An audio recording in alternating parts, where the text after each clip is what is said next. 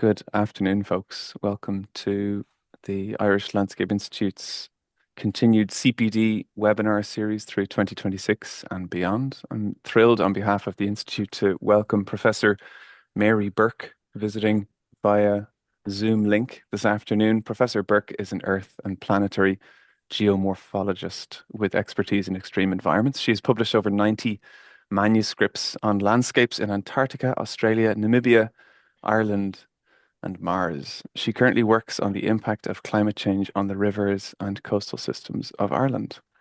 She was a founding chair of the International Association of Geomorphologists Working Group on Planetary Geomorphology, founding president of the Geomorphological Association of Ireland, and has served on the editorial advisory panels for the Journal of Aeolian Research, Earth Surface Processes and Landforms, and the Journal of Earth Surface Dynamics. Mary, you'll excuse me if I butchered any of those words. I was just excited to express that you've worked on environments on Mars, which I think for the Irish Landscape Institute is a first.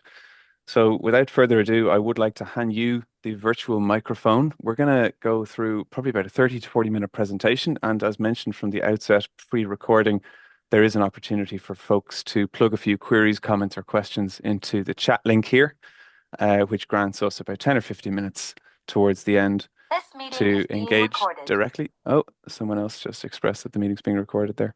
And we aim to remove ourselves and return to the daily ordeals by 2 o'clock with a strict guillotine time of 13:59. So, Mary, thanks so much for joining us. I hand you the mic. I'm going to go on mute. Thank you so much, Bart.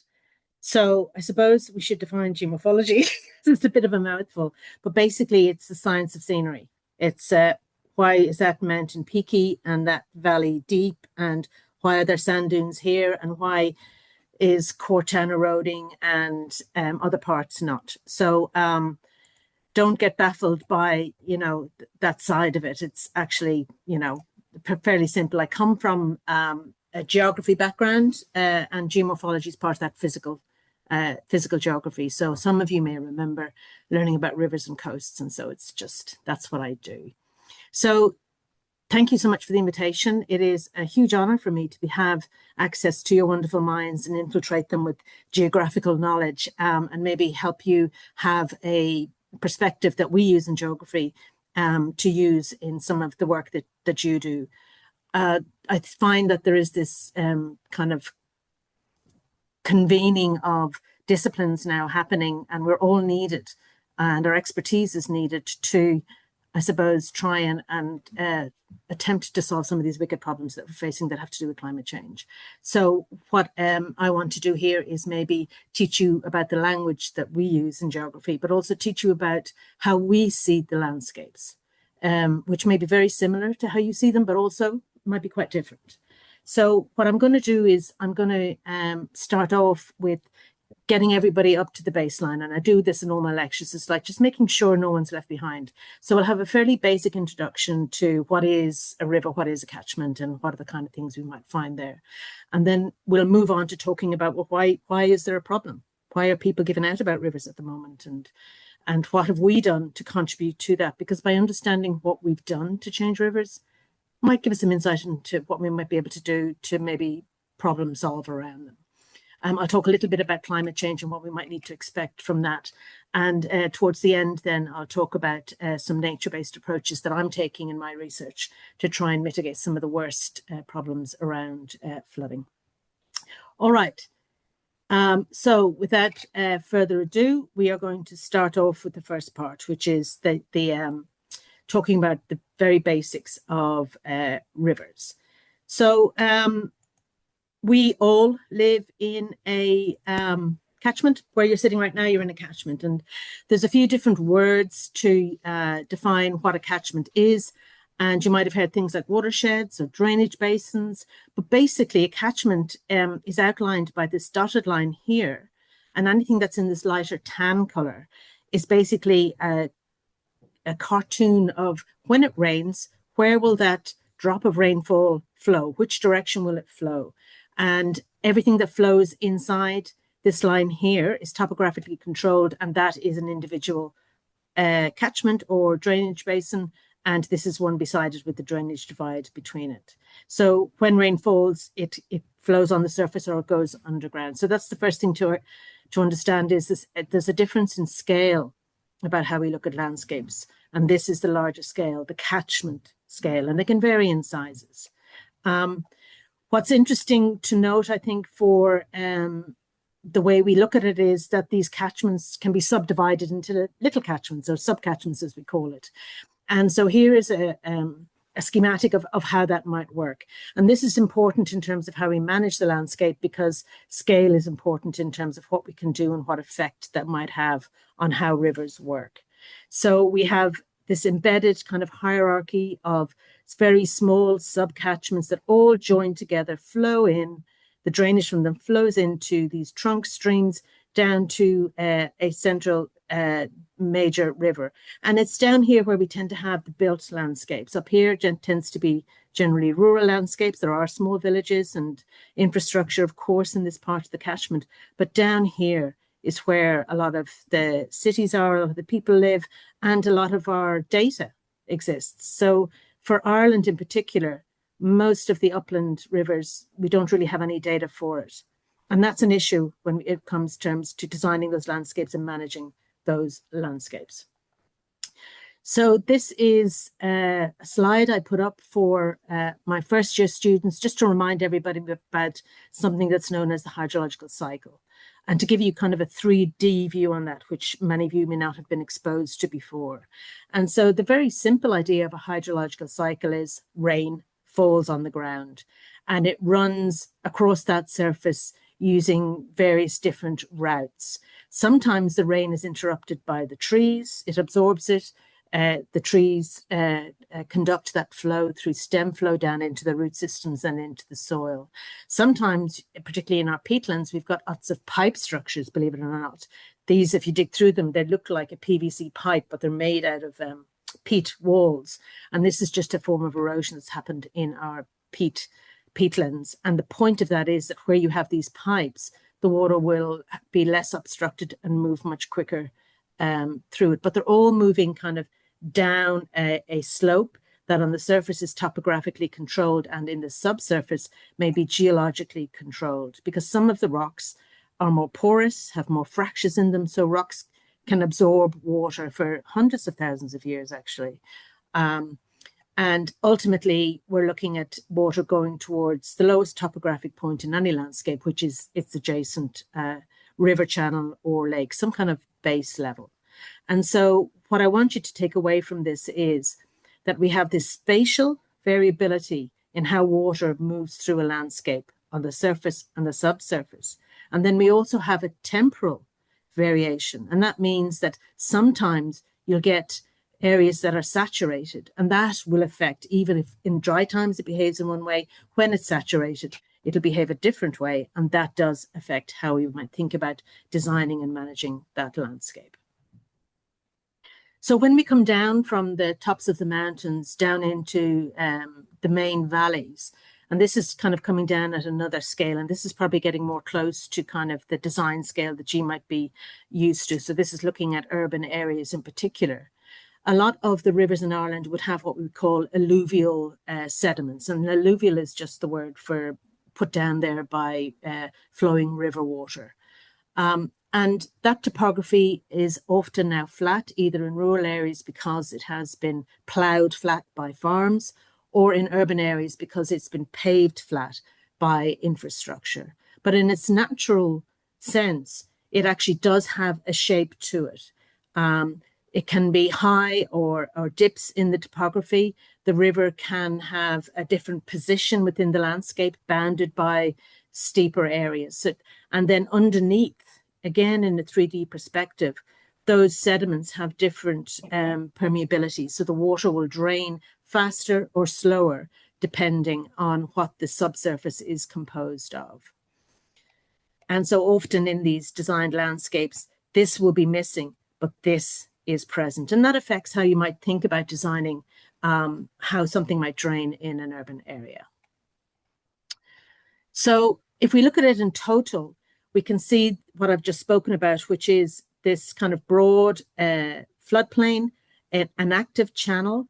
some of these, what we would call paleo channel, which just means old, and some of their sediments form these ribbed. But also we have these other inputs into the landscape of a river valley that come from tributaries coming in. And some of them might come from steep mountains, and they themselves will bring water and sediment down into the valley bottom and may construct these beautiful arcuate fan systems with their own types of sediments, or you may have landslides. There may be areas that evolve to be wetlands. We have a lot of these valley bottom wetlands in Irish natural landscapes. So these would be areas where you would see reeds growing, or there might be, certainly in our upland mountains, it's where our peatlands are. Our peatlands are a form of wetland. And so this is what a typical Irish landscape used to look like. This is not Ireland. So you can see here you've got a meandering river, and the areas adjacent to it are known as a floodplain. And the natural kind of behavior of a river is to be dynamic and move. And in this type of river, it's a lateral movement.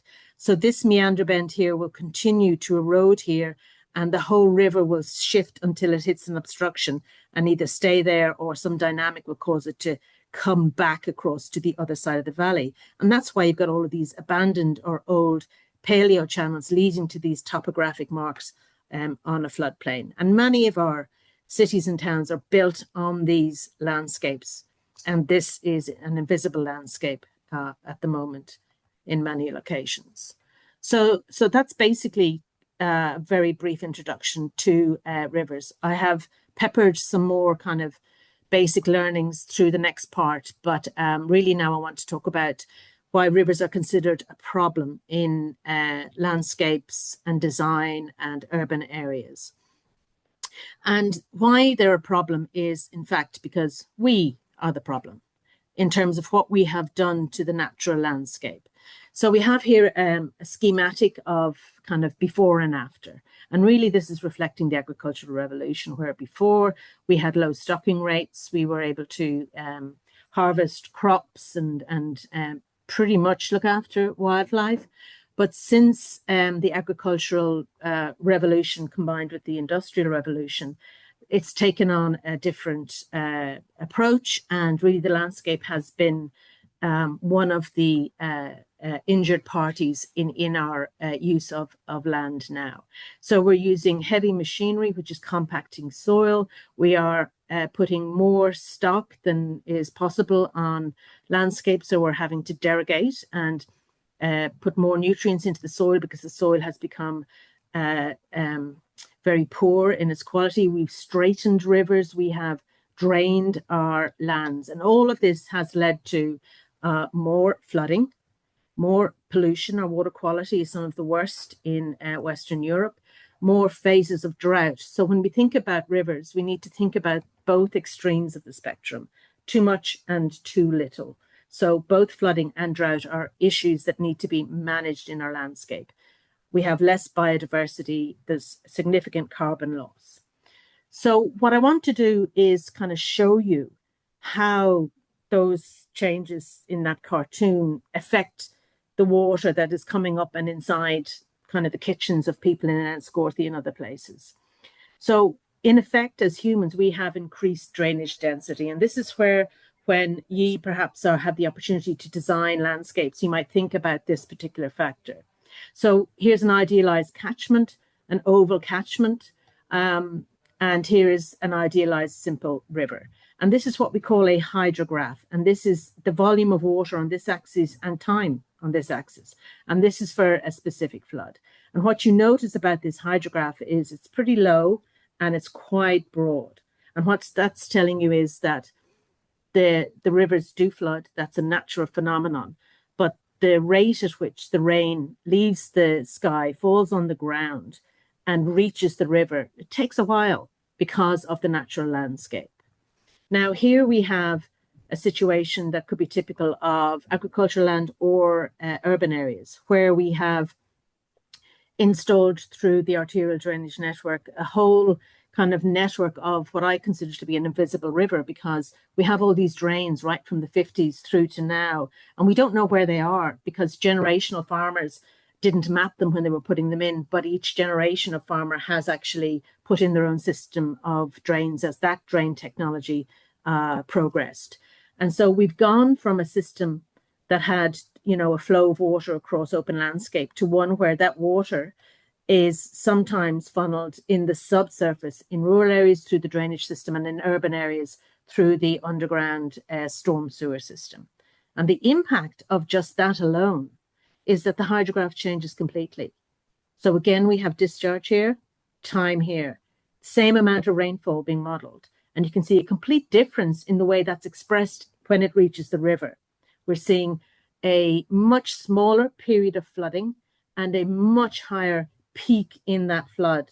And so the energy of the system and the volume of water that the river has to cope with at any one moment in time is extraordinarily, exponentially increased. And that's what we're struggling with at the moment, is how to manage this more effectively, how to design our locations, our landscapes, to maybe work against the worst effects of this. We also used to have extensive valley bottom wetlands, and they have all now been drained. And wetlands are very effective at slowing down flow and at cleaning the water, because the water has to percolate through the soil. It's stored in the subsurface, and the roots tend to use those nutrients that are very bad for the aquatic habitat in the river and for human consumption. They actually quite like them, and they use them and grow quite prolifically in these wetland environments. So again, we can see a similar pattern. By removing these natural wetlands, we now have a more peaked or flashy flood that is more destructive. So we would be looking to maybe restore these wetlands in natural landscapes, which also occur in urban areas. For example, in coastal areas, there's opportunities to restore wetlands, as well as in rural villages, etc. So historically, we have across the world come in and removed all of the vegetation, and that has had two effects really. It's removed this kind of ability of trees and vegetation to infiltrate and interrupt the flow of water from rain to the river. And also with that comes an erosion phase, because now the rain is falling on often bare soil, particularly seasonally. And it's not only running with water across the landscape, but it's also taking the soil with it. And that soil goes into the river, and it effectively just reduces the capacity of that river to contain water, because it's filled up with sediment. And so you'll hear calls for people to dredge the rivers to remove this problem, but that's actually shown to be very damaging to the environment, and in terms of creating problems for flood risk. And so we have quantification on this, like how much worse are we off? And so in small drainage basins, they'd be ones that are around less than 5 kilometers squared. We're looking at a 400% increase in peak flows and a 100% increase in suspended sediment. Now, suspended sediment is a sediment that's not bounced along the ground. It's the one that's held in the water column and transported at the same rate as the water is moving.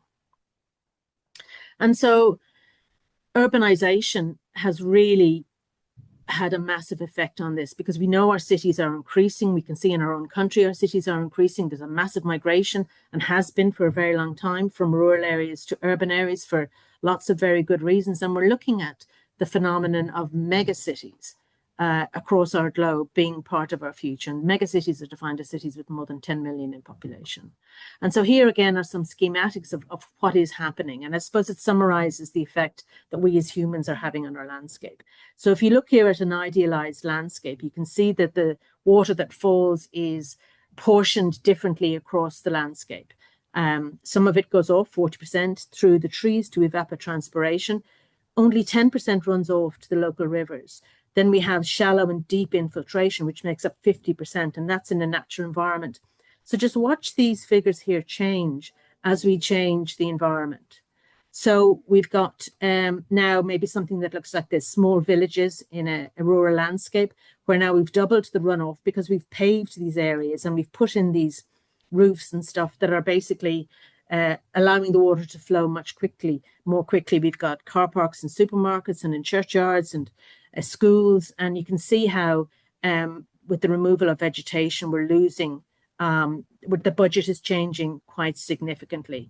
If we go then down into maybe a suburban area that is still quite green, they still have trees, we're looking again at a 30% runoff. So I think you're getting the message. And then if we go to really a very densely urban area like Dublin, like Cork, like Galway, we can see that we're now looking at over half the rain that falls is now filtered through runoff, and very, very little is going to evapotranspiration and infiltration. And so if you have an area that has 30% of its catchment that have been paved over, you're looking at the so-called 1 in 100 year flood, which is it's a probability. That means that the flood has a 1% chance of occurring each and every year, and you can have 2 or 3 in any given year. So the 1 in 100 year flood is a probability, and it really means 1% in a year. And so we're looking at that the 1 in 100 year flood that we knew, so we knew it used to come up and over the banks of the Liffey and maybe go into the local areas, it gets twice as big.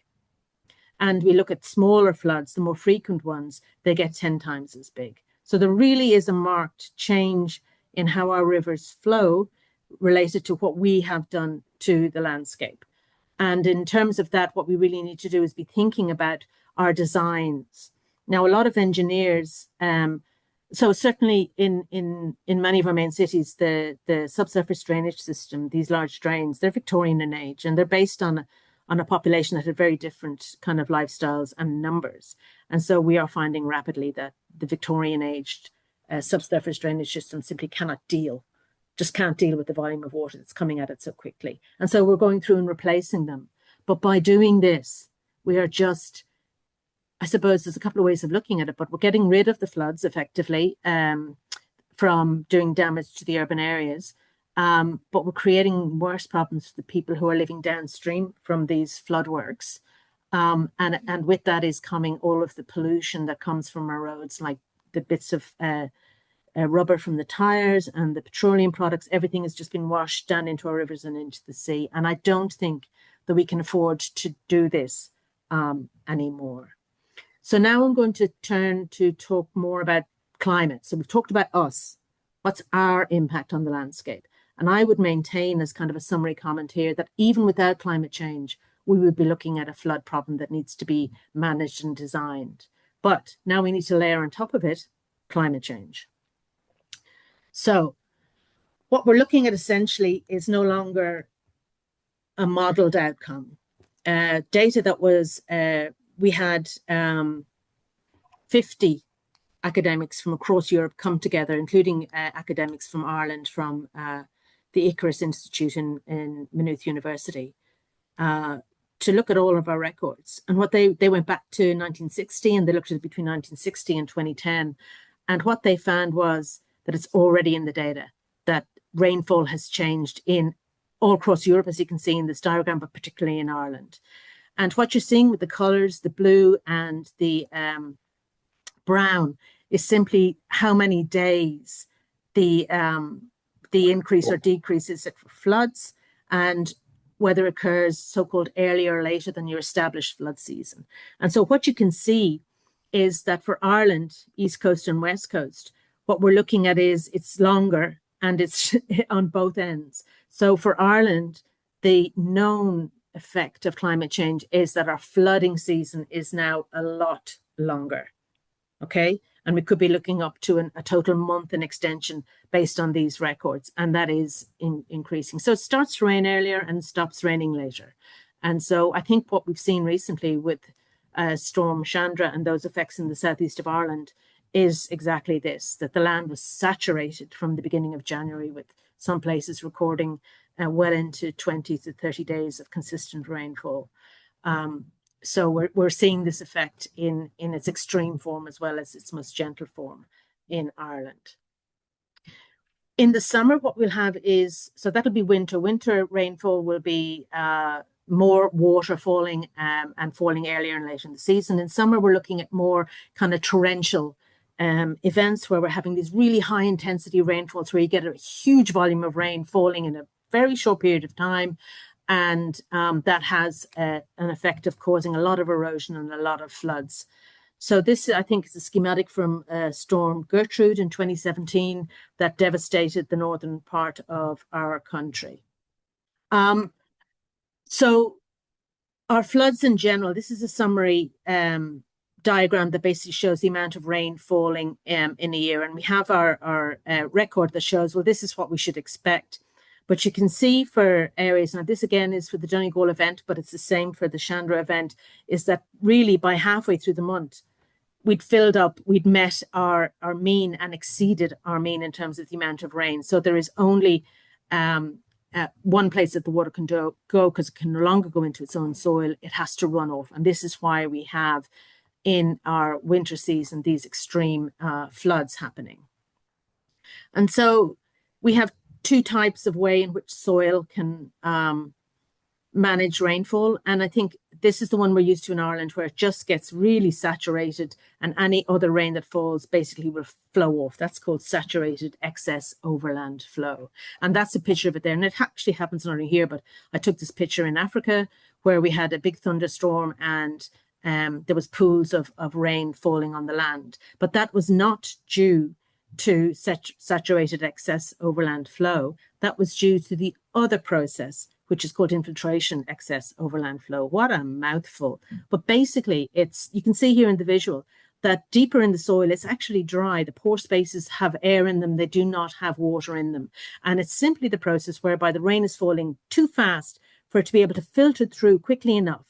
And so these top layers get completely saturated. These stay absolutely dry, and we end up having a lot of runoff and a lot of flood as a result. So traditionally in Ireland, this would have been our rainfall runoff model that we would have been used to. This is what we're adding to it in terms of the impact of those thunderstorms that will happen in our summers. So we can see now that there's lots of storms that we have all experienced. Either we ourselves have been subjected to it, or we know people who have been. And frankly, I hate to say it, but it's just a matter of time. I've worked with people in Middleton and Donegal and now down in Wexford, and they are part of a new class of people that are joining a group of people who have to deal with the impacts of climate change on their personal property and in the public space as well, in terms of where they shop and where they go to school, etc. So this is something that all of us, I think, within the next 10 to 15 years will personally experience because of climate change. So it is an important and urgent issue, I would suggest. So we can see here that our infrastructure, which was built again for other kind of, we've built roads on top of tracks that used to take the horse and cart, and we've extended them sideways, and we're building on natural materials, but we're finding that the impacts of floods is really just wrecking them. We have historical, beautiful bridges that still in many places seem to be holding up, which is fantastic, but also they're becoming damaged. In the bottom left here, what we have is a picture of where basically the soil on the side of a slope came down and inundated this poor woman sitting in her kitchen. She was okay, she wasn't hurt, but this is landslides. So what I want you to understand too is that it's not just, the manifestation of too much water is not just in rivers rising and flooding, it's also in our entire landscape, where if the conditions are met, where for example it's a peaty soil and it's a relatively steep slope, the soil will move down, and that will impact local residents, but also that will impact rivers if it flows into a river. We've had many episodes of fish kill from peatlands flowing into rivers, and sometimes they're so large that they'll actually block a river and become a hazard in themselves when that river breaches that temporary block. So in summary, I've told you about the stated scientific observation of where climate change is taking us to, and then we've got the modeled climate change, and it's looking at the intensity of the winter rainfall events and the frequency at which they will occur. That's looking at our future, and it depends on which model scenario we're looking at.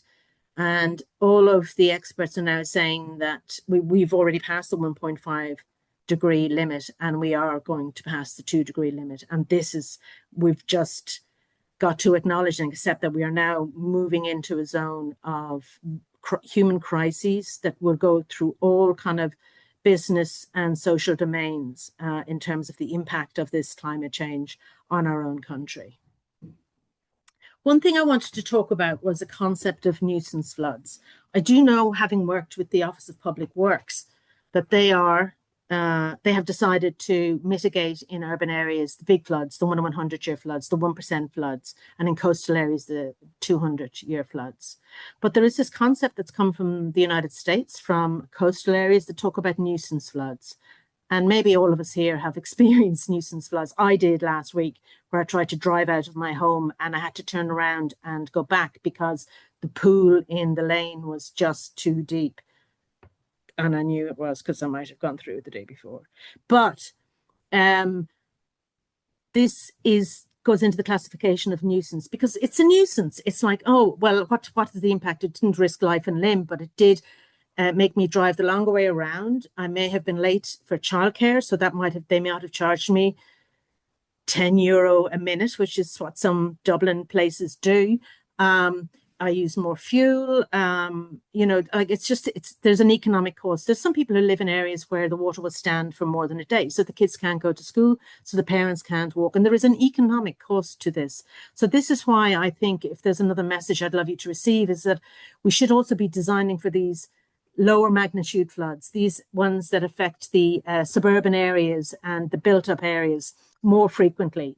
What's interesting about the body of work that came out from this study in the United States was about cost.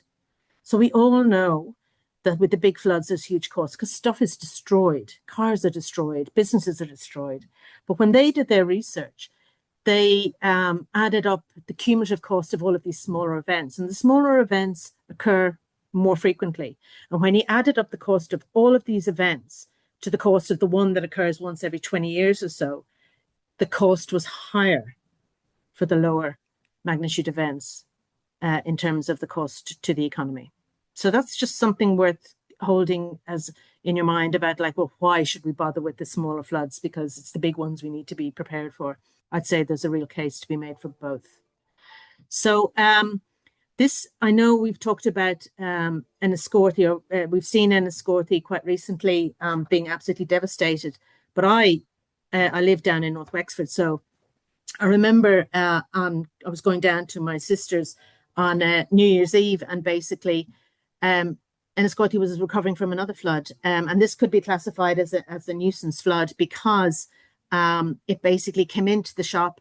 This is a man sweeping his floor. This is my little baby daughter, marking out with her hand where the flood waters had got to. And you can see it pushed in the window. And this is the kind of nuisance costs I'm talking about, that we're not calculating in terms of looking at the effects of floods in our city. So Enniscorthy, major problem in terms of trying to deal with that situation. All right, so let's talk about the solution. So I'm going to present to you a kind of a geographer's perspective, along with engineers, on how we might manage this. And so we're looking at ways in which we can bring back nature to perform a little bit like it used to before we messed around with it, and maybe enhance it a wee bit. And so again, we have our catchment, and there's all sorts of things that can be done in different parts of the catchment: peatland restoration, woodlands. And this is where the landscape architects can really come in to assist with designing these nature-based solutions, both upstream in rural areas and downstream in more urban areas. And I'm going to skip through this to show you examples of the kind of designs that we are using at the moment in our approach to nature-based solutions to flooding in rural areas. So what we have here is, firstly, in the uplands, there's peatland restoration going on. And this is a kind of a cheat of a before and an after, because they're not at the same location. But this is typical. We've drained our peatlands industrially in Ireland, and also in the UK and elsewhere in Finland. And this is, we're trying to reduce the rate at which water will flow through here. And in here, they've used peat itself. They've got a backhoe up on the side of the bog here, and dug a big hole and thrown the turf in here. So this is very natural material that they've used here. They've used stones. And this is kind of what it might look like after 10 or 15 years, when it has had time to recover a little bit. The idea of restoration is, I think, a fallacy, because we're not restoring anything. We're trying to just bring back functionality to something that's more in tune with nature. Restoration, I think we've gone past that as a reality. And again, in terms of designing uplands, the afforestation, as long as you put them in without what I would call slope parallel drains, which are just another way of channelizing and getting water to move quickly. These can be designed in terms of native species, mixed species, no longer monoculture. That's actually really, really bad for floods, for hazards, for soils, for biodiversity, etc. We have lots of benefits of building forests and planting trees, both within urban areas and in parklands and up on more rural areas, from carbon sequestration, soil erosion, drought and floods. We don't have a natural river left in Ireland, I would say, but we do have lots of these drains that are proposed to be our river systems. They've been completely engineered for the need to remove the water, and what you've done is you straightened and deepened them. And so this has really enhanced our flood issue, but what we have now designed is the idea of using these natural materials as in what we call leaky dams. So this is controversially about putting water in the channel, putting wood in the channel. And what it does is it stores water for about 20 seconds, and that's not a lot. But you would install these maybe every 10 to 20 meters in a 100-meter section in a small stream. You can see you could nearly jump across that. And you put them in multiple places. And so the idea of leaky dams is it will increase biodiversity using natural materials. They need maintenance. Some of these may move. They may get clogged up too much to be functional. So they need attention and maintenance after they're built. And that's an important point to note. But they've shown to be incredibly effective for the lower magnitude floods. When the floods get really, really big, these are overwhelmed and they don't really hydrologically become active because the water's too high above them to have any effect. And here is an example of what we would call offline storage that I built down on a farm in Wexford. And this is where you build using soil that I purchased from the farmer, kind of an arcuate ridge, and you store water that's flowing across the land in behind this ridge. And it was a lot of negotiation with the farmer who didn't want the ridge to come in too much. And that meant our design we had to compromise significantly. But I find that co-designing and working with the private landowners, you know, with time, everyone kind of relaxes a little bit and the design become more efficient and more towards what will work for the best for its design purpose. And here we have a video taken, oh no, does it not work? Of this bund in action during a very large storm, the one that devastated Cork. No, it doesn't look like it's going to work. I'm sorry.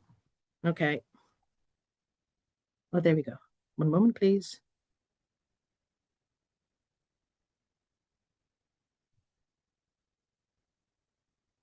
And so this is the soil bund here. This is a very functional field. And this is the huge volume of water. We built a little spillway here to carry the excess water flow. And the next day I walked across this field, and because it was in the summer, it was dry underfoot. So in terms of farmers' impact, it was very minimal, and that's good to know.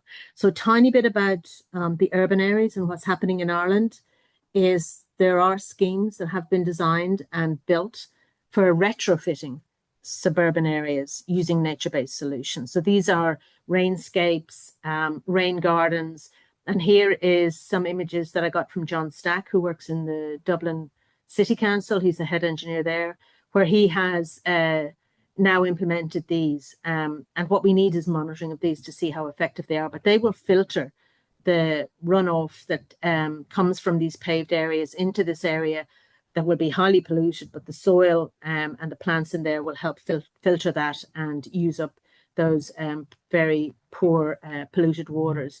And you can see that there's an amenity impact as well as a functional one. They have seating here. I've seen ones where there's play areas where kids can jump across, and you can see, well, there's certainly better to look at than what was there before, but also that this kind of paving here, this permeable paving, is part of the system. It's linked, the water that comes through here is linked to the storage and filtering of the French drain that's in under this feature here. So I think we're starting to make a lot of progress in terms of designing SODs for amenity and functionality using natural materials. I think here he used some beautiful granite rock. I don't think that's cost effective, and I think he would admit that. But rolling this out across, I think, can only be a good thing, but the importance of the community to have part and be embedded in the decision making and consulting is the only way that this will work across our public lands. I just wanted to finish up on the use of natural materials, because that is definitely part of what we're talking about in nature-based solutions. And so I've already mentioned these log dams, which, you know, you might have to cut down, you might have to install, and you might have to secure with kind of a soft engineering approach. And they last about 10 years. And these are fresh ones. You can still see that there's some growth on them. But what's really exciting, certainly to me, is this idea of a living feature. And so willow in particular is used to prevent bank erosion. But what you can do is, once you've built your willow fences, you can plant in and weave in living willow. So the maintenance becomes less, because now the willow will grow and regenerate this existing kind of barrier. And this has been used in a few locations around Ireland very, very effectively. So we've also got this. This is a new kind of material that's been used. It's developed a small business, farming business in the United Kingdom, using these kind of, I suppose it's a take on the use of wood. We're now using these wool bales that, again, are very effective in absorbing and cleaning polluted water. In the United Kingdom, more than in Ireland, in our drains from peatlands, they use these heather bales and they put them in, and they are very effective at slowing down the flow. And on a recent visit to Portugal, I went to a Cork museum, and I was absolutely amazed. It was a huge learning curve for me, but the hydrophobicity of that material, plus its strength in terms of how, when it's packed and built together, I think there's a real future here in using perhaps this native material, in places like Portugal, where their needs will be a little bit different from ours. They won't have the peatland problem, they'll have a different kind of flood problem. And then, of course, we have soil and stone. And these, again, are incredibly effective in mitigating some of the worst effects of floods. So I'm going to stop talking there now, and I welcome any questions that you may have about this material. Thank you.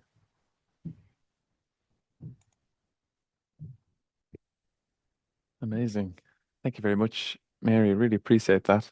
That was a kind of an extraordinary presentation insofar as it captured so much information across what you might call a very, very wide discipline of work, including some of your own personal, professional working examples of it.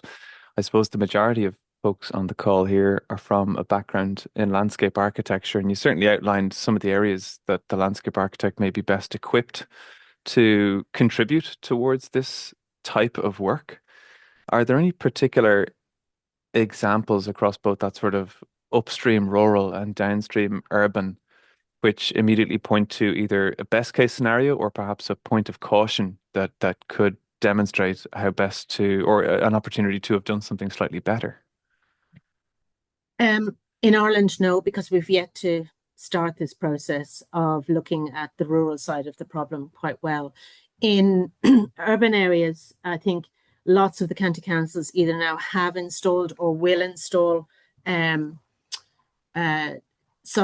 to mitigate the runoff problem. So I think one of the areas that I would invoke kind of maybe more interaction would be with the community, so that each individual house occupant / owner might be able to see what their private land might be able to do in terms of storing water temporarily on their property before it goes into the public space. So this is a public-private kind of issue. In terms of things that might go wrong, I think looking to the multifunctional aspect of any kind of system that you are planning or designing for is essential, because it's a way of people seeing immediately how it would benefit them, because often in designing for mitigating of any kind of a hazard, it's usually done out of the time that the hazard is occurring, and people have very short memories.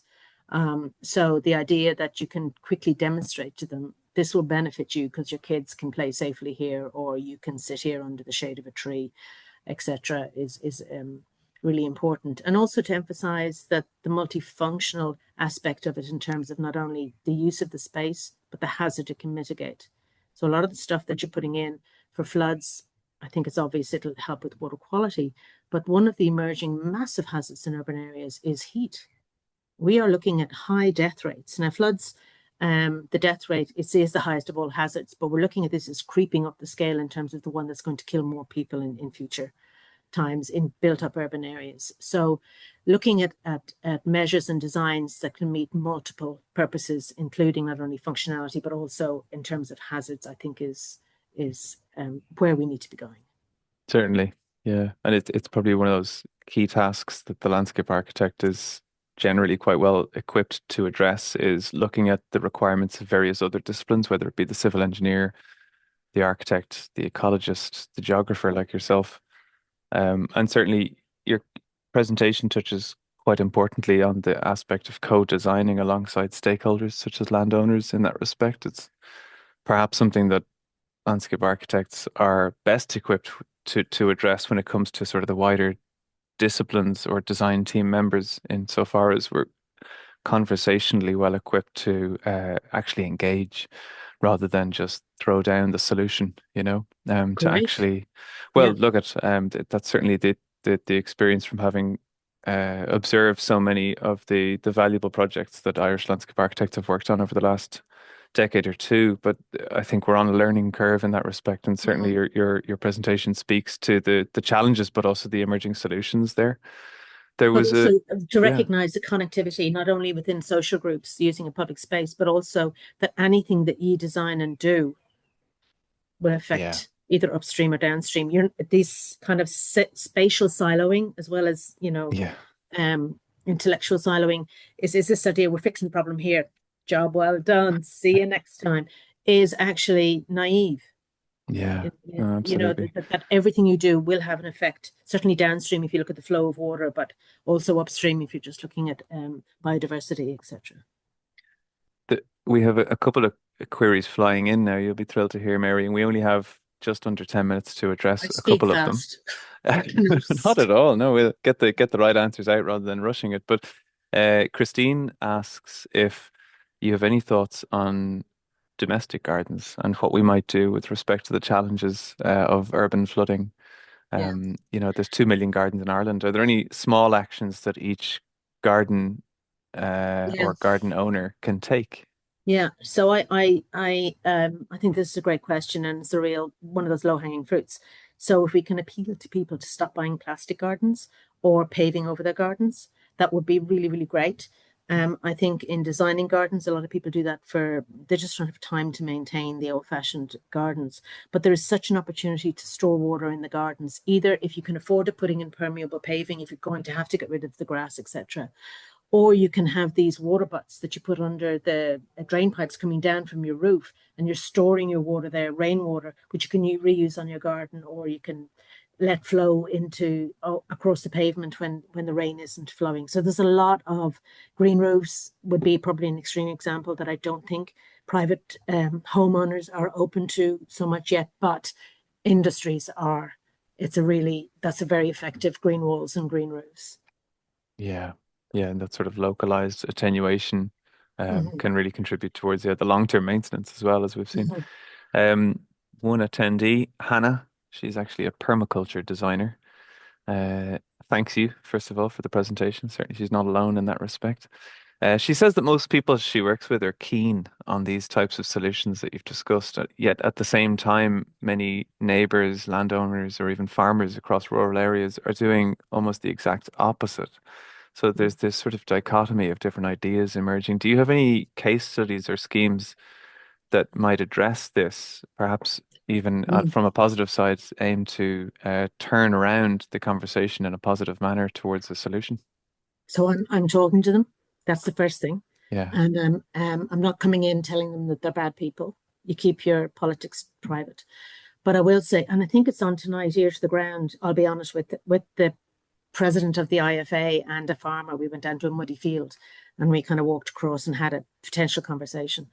But what I will say is that off camera, they're very willing to be open to any suggestions that help make their land more productive, which is what this is about, getting rid of soil compaction and retaining the nutrients on their soil instead of sending them off down the river.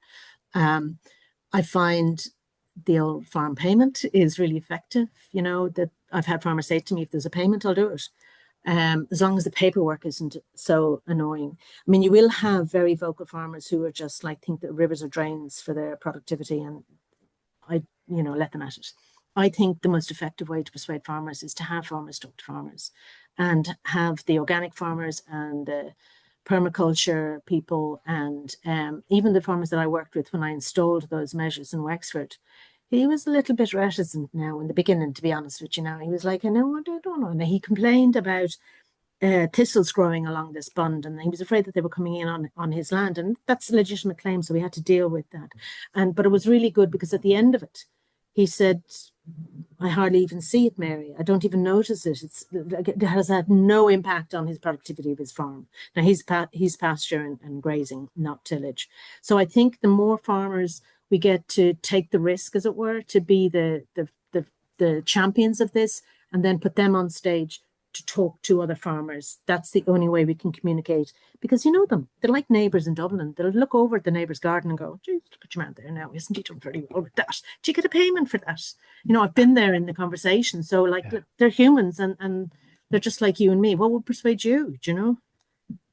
Certainly. No, and yeah, once those sort of case studies are proven successful, as you said, if they can become spokespeople Yeah. for the advantages that are now emerging, Yeah. because it can often be a challenge to turn around any preconceptions which are traditionally or generationally go back to a far more challenging time, and Yeah. one where climate change probably didn't impact us in as much an aggressive way.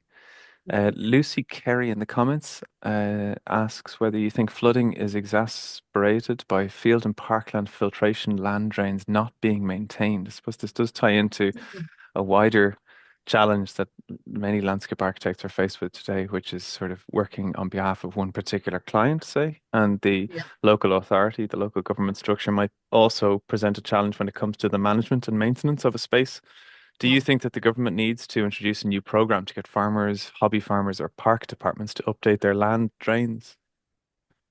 Update them. I don't know what that really means, is to dig up the field and find them and repair them Well, where they're broken. I suppose that's the terminology that's asked there, but yeah, it would be a case of upgrading perhaps the actual drainage network from a local authority side. Yeah, so in terms of the maintenance, absolutely. Just even in the cover of the drains, that has to be maintained.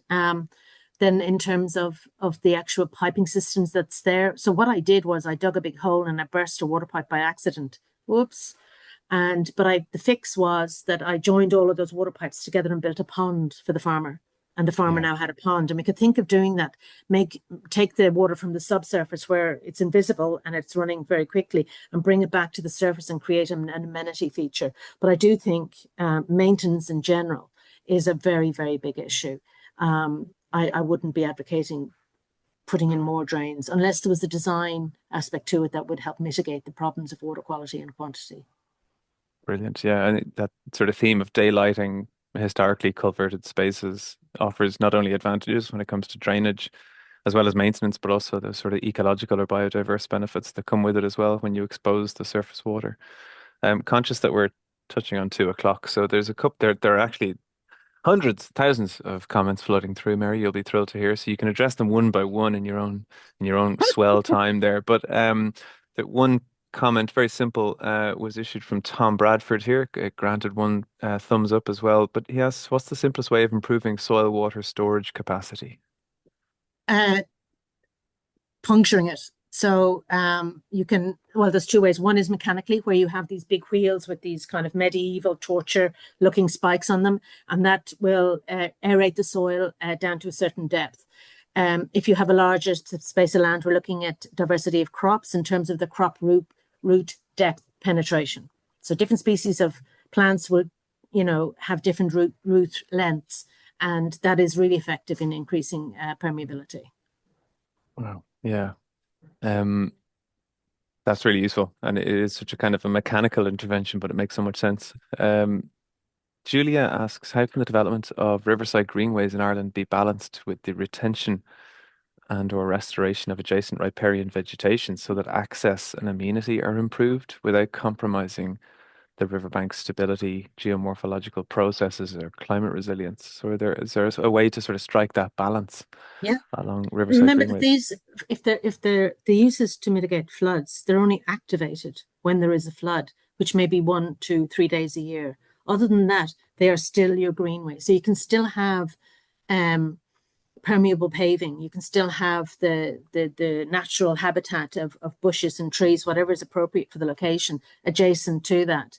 But then you have to close it off when it's needed to make room for the river, as they call it in Denmark, when the river is expanding and it needs places to go. Because all of our greenways, if they're adjacent to a river, are built on part of the river, which is known as the floodplain. Yeah. So, it's just impossible to think that you can control and constrain a river, keep it away from its own home in a way when it's flooding. Yeah. It was the Copenhagen cloudburst strategy, which was triggered by a huge flood event that cost the city billions about 15 years ago, that they have finally started to think differently about their relationship with water in the city. So something worth thinking about from Ireland's side, certainly after the last 4 weeks of torrential downpour. Okay. It is 1 minute to two, Mary, and I'm conscious that maybe this is a bit of a flex from your side, which I really appreciate, but you are jumping into a meeting in half an hour in the Taoiseach's office, which is uh, I'm not allowed to mention that. Apologies. But it's great to think that you are able to contribute 1 hour of your day, and we really, really appreciate that from the Irish Landscape Institute side. I'd like to offer a resounding thank you and a You're very huge welcome. message of appreciation for what you've spoken about today. There's a Mm. couple of questions about whether this will actually be available. For those in attendance, it will be available through YouTube, and then from next year onwards, it will be publicly available also. So thank you once again, Mary, on behalf of everyone in attendance. Almost 100 at one point were in attendance. You'd be thrilled to hear, Mary. So it's basically a live concert. So Well, go thank you once forth again. and conquer the minds and hearts of people with a nature-based approach to designing your landscapes. And come get in touch with me if you want any other information. I'm We happy, and certainly will. I'm giving presentations. And if you're around, I'm on LinkedIn. Just What's I'll okay? I put was them going to up ask, there. what's the best way of Yeah, finding you is on LinkedIn? the only social media platform I now use. Yeah, Very good. That's a safe approach. can't. Yeah, Okay. Well, thank you so much again. It's 2 o'clock on the button, folks. We'll stop thank you. recording thereafter. Thank you, Mary. Okay, bye bye. All the Bye. best.